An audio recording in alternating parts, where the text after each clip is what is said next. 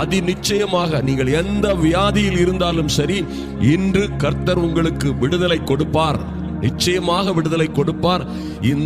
இந்த தியான வேளையை கருத்தோடு கவனியுங்கள். பின்பு எங்களோடு ஜெப வேளையிலே இணைந்திருங்கள். நிச்சயமாக உங்களுடைய வலிகள், உங்களுடைய வியாதிகள், பல்வேறு உபத்திரவங்கள் அது நின்று போகும், தீர்ந்து போகும் என்பதிலே மாற்றம் இல்லை. பாருங்கள், நம்முடைய ஆண்டவர் எப்படிப்பட்டவர்.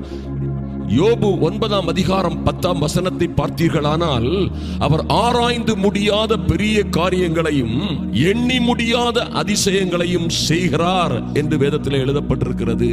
அருமையான தேவ பிள்ளைகளே, நாம் நம்முடைய ஆண்டவரை, கிறிஸ்துவை விசுவாசிக்கிறோம் என்றால் அற்புதங்களை விசுவாசிக்க வேண்டும்.